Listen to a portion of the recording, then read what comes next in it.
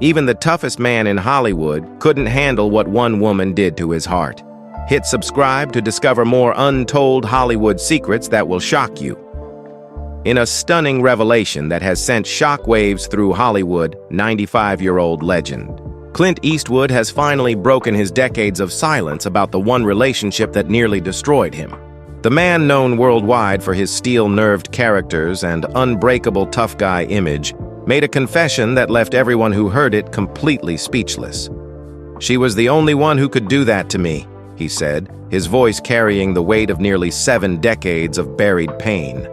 These 9 haunting words weren't spoken about an enemy or a rival, but about actress Sandra Locke, the woman who shared his life for 13 turbulent years and left him emotionally shattered when their relationship ended in bitter court battles. In 1989, sources close to the Oscar-winning actor and director report that Eastwood, in a rare moment of complete vulnerability, revealed something even more shocking about their breakup. "I couldn't walk after," he reportedly said, describing the emotional paralysis that followed their split.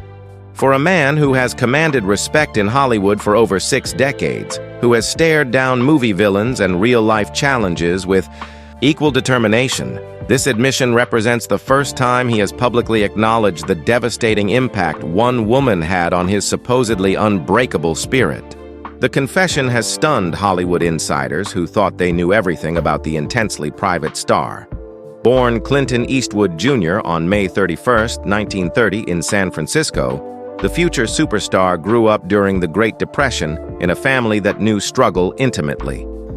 His father worked as a steel worker and migrant laborer, constantly searching for employment that would keep the family afloat. This meant young Clint's childhood was marked by frequent moves across California as the family followed work opportunities, wherever they could find them.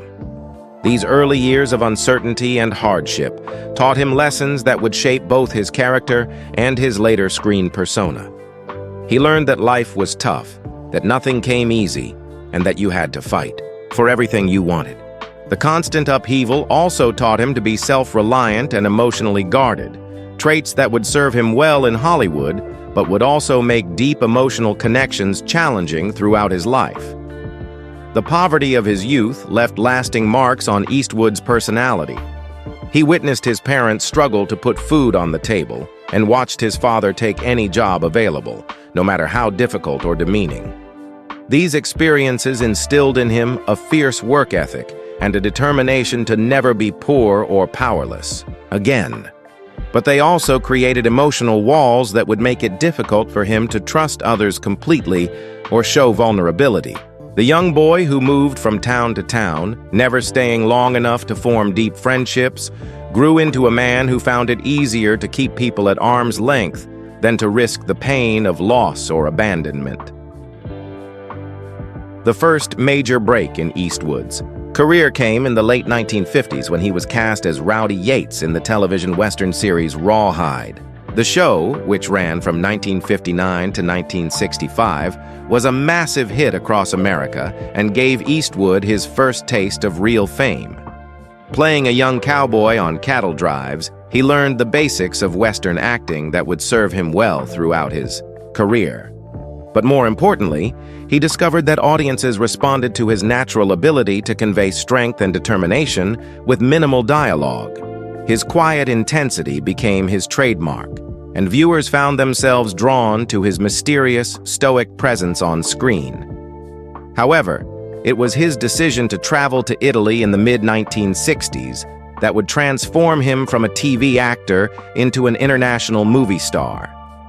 Working with director Sergio Leone, Eastwood created what would become his most famous character, the mysterious man with no name, in 3 groundbreaking films that changed Western movies forever. The Dollars trilogy consisted of A Fistful of Dollars in 1964, For a Few Dollars More in 1965, and The Good, the Bad, and the Ugly in 1966. These weren't your typical clean-cut cowboy movies. They were gritty, violent, and realistic in ways that shocked audiences around the world. Eastwood's character was a gunfighter who rarely spoke, communicated mostly through steely glares, and existed in a moral gray area that was completely new for Western heroes. What made these films revolutionary was how they portrayed violence and morality. Unlike traditional Westerns, where the good guys wore white hats and the bad guys wore black, Leone's films presented a world where everyone was morally compromised. Eastwood's character wasn't a noble hero riding to save the day. He was a mercenary, motivated by money and survival. This complexity appealed to audiences who were becoming more sophisticated in their tastes and wanted characters that reflected the moral ambiguity of real life. The movies were huge hits in Europe and eventually made their way to America, where they made Eastwood a household name and changed his life forever. Returning to America as an international star, Eastwood cemented his reputation as Hollywood's ultimate tough guy with the 1971 film Dirty Harry. His portrayal of San Francisco Police Inspector Harry Callahan introduced another iconic character to movie history. Harry was a cop who didn't follow the rules, who took justice into his own hands when the system failed. His famous line, "Do you feel lucky, punk?" became part of American culture and spawned multiple sequels. The character resonated with audiences, who were frustrated with rising crime rates and felt that the justice system wasn't working properly. Eastwood had found his niche as the guy who got things done when everyone else failed, and this persona would define his screen image for decades to come. But Eastwood wasn't content to just act in other people's movies. He had always been interested in the creative process and wanted more control over the stories he told. He moved behind the camera and started directing with Play Misty for Me in 1971, a psychological thriller that showed he had real talent for filmmaking. The movie, in which he also starred, dealt with themes of obsession and stalking that were ahead of their time. It demonstrated that Eastwood understood not just action and adventure, but also psychological drama and character development. Over the years, he would direct some of the most respected movies in Hollywood history, proving that his talents extended far beyond his tough guy screen persona. His directorial masterpiece, Unforgiven, in 1992, won Academy Awards for Best Picture and Best Director, proving that his talents extended far beyond acting. The film was a deconstruction of the Western genre that had made him famous, examining the real cost of violence and the mythology of the American frontier. It showed a more mature Eastwood who was willing to question the very foundations of the characters that had made him a star. The movie was both a critical and commercial success, establishing him as one of Hollywood's most respected filmmakers and earning him the recognition he had long deserved for his work behind the camera. While building his professional empire, Eastwood's personal life was becoming increasingly complicated. In 1953, at the young age of 23, he married Maggie Johnson, a model whom he had met on a blind date earlier that year. They seemed like the perfect young couple, with Clint's career just beginning to take off and Maggie providing the stability and support he needed. Their marriage produced 2 children who would both follow their parents into the entertainment industry. Kyle, born in 1968, would later become a successful jazz musician and composer, inheriting his father's artistic sensibilities. Allison, born in 1972, would become an actress and director, proving that talent ran in the family. On the surface, everything looked ideal, but fame brought temptations that began to strain their marriage almost from the beginning. The problem was that success in Hollywood came with opportunities that tested Eastwood's commitment to his marriage vows. As his star rose and he began working with beautiful actresses and meeting fascinating women from all walks of life, he found it increasingly difficult to remain faithful to his wife. The man who could show such discipline and focus in his professional life seemed unable to exercise the same control in his personal relationships. Even while married to Johnson, Eastwood began having affairs, starting a pattern of infidelity that would plague him throughout his life and ultimately destroy the most important relationships he would ever have. One of the most significant affairs during his marriage to Johnson was with Roxanne Tunis, a stunt woman and dancer whom he met in the entertainment industry.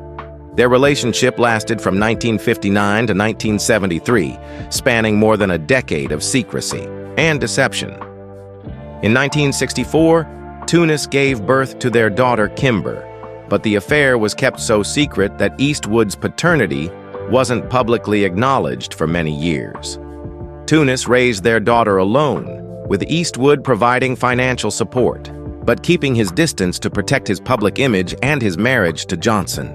This pattern of having secret relationships and hidden children would become a recurring theme in Eastwood's life, leaving a trail of broken hearts and complicated family dynamics that would haunt him for decades. By 1984, the strain of Eastwood's infidelities had become too much for his marriage to survive.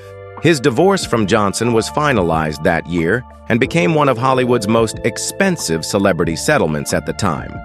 Johnson reportedly received between $25 and $30 million, a staggering amount that reflected both Eastwood's enormous success and the extent of his betrayals.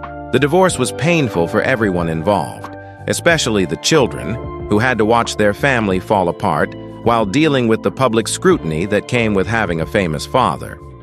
But even as his first marriage was ending, Eastwood was already deeply involved in the relationship that would define the rest of his emotional life and ultimately become his greatest regret.